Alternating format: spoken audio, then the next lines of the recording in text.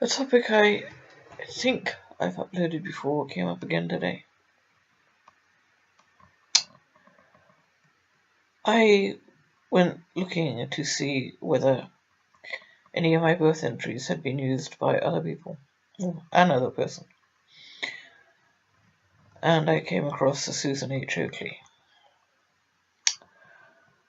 My name and middle initial. I'm sure I have said this. She had no birth entry in England or Wales, which of course also made me wonder if she had used my identity, especially as she married the year after I divorced. I have said this. I was by name. I was 2 removes from my birth name. It's sort of freed up. I would have said my birth entry for the use of. So I got a marriage certificate. I have said this. And she married, of course, in the name of Susan H. Oakley. My marriage entry, on the other hand, now reads Susan N. Oakley. I don't know why. I suppose it could be mistranscription, H to N. But she is the only one on paper who married with the name Susan H. Oakley. Anyway, I got a marriage certificate. And that was when I got really interested. She lives in Peterborough. I hope she's not a complete innocent. I don't think so. No, I don't think so. She lives in Peterborough where Michael Lidgey lived. And various assorted other crooks I've traced live. I'm not actually saying that I know that Michael Lidgey was a crook. I have said that his brother David Lidgey took a walk and never came back. Nonetheless, an awful lot of people have come up in Peterborough. People that I've been tracing one way or another. Some have been quite a shock to me. The point about her, hello FB, is that on her friend list, well, her husband's friend list, one or other I can't remember at the moment, is a woman called Sue Cobb. Sue Cobb was the guardian ad litem in 1993, just before I took my A-levels at an advanced age in my late 30s. In April 1993, Sue Cobb was the guardian ad litem who helped my father get loan contact with my younger daughter. Among other things.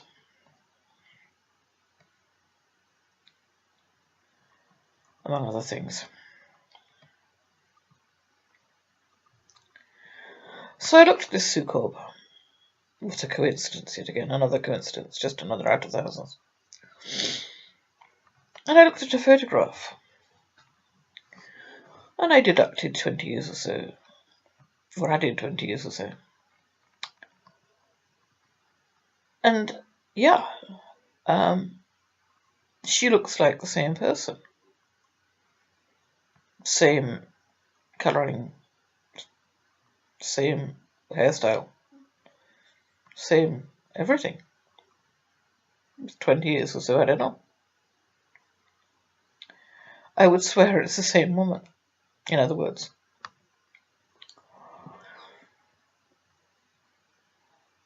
Well, that's a bit of a mystery for a start, isn't it?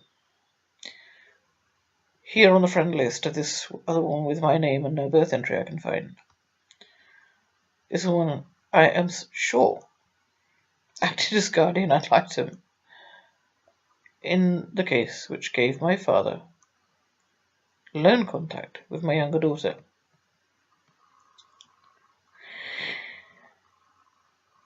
Then I discover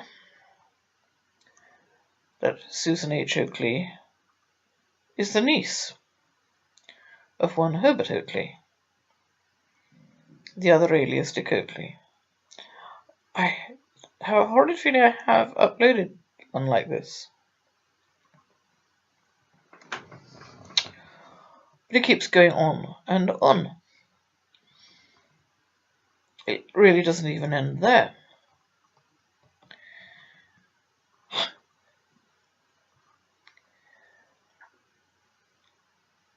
I went looking to see if my birth certificate had been misused, used and abused. And I discover Sue Cobb, and I discover a relationship between this woman and the alias Dick Oakley, and so on. There is more. I can't believe it's escaping my mind at the moment, because there is more. A lot more.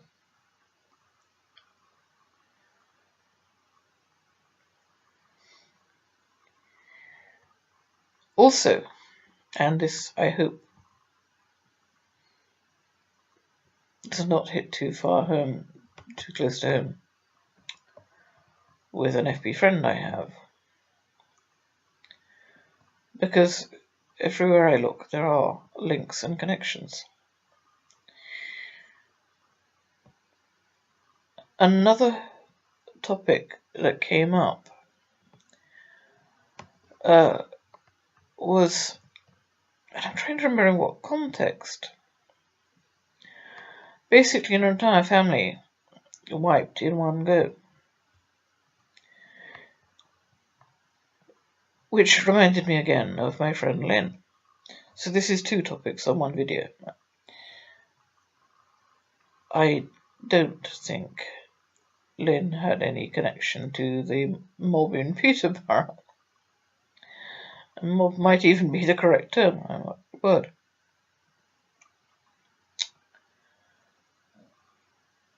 But Lynn's other half, female other half, so it matters one way or the other,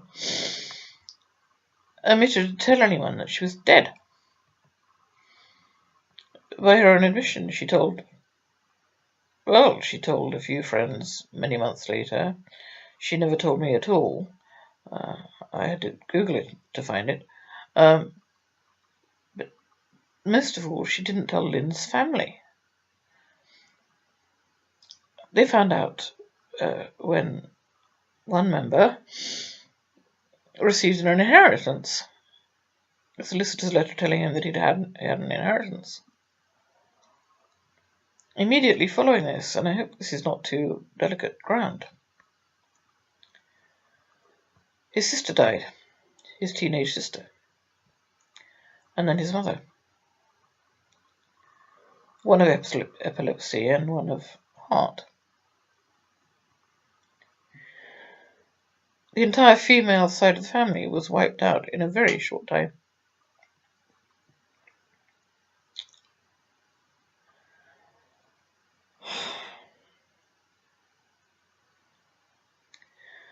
Always, always there is delicate ground to be trodden.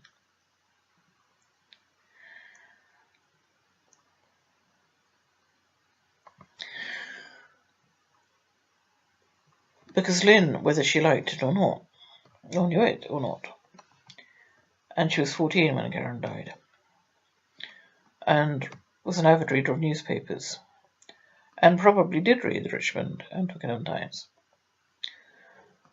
Lynn lived very, very close to Karen and my half-sister. And as I have said, the memorial was put on Find a Grave on Karen's birthday. And by chance, I saw that memorial on the anniversary of Karen Ann's death That's 2 topics in one video.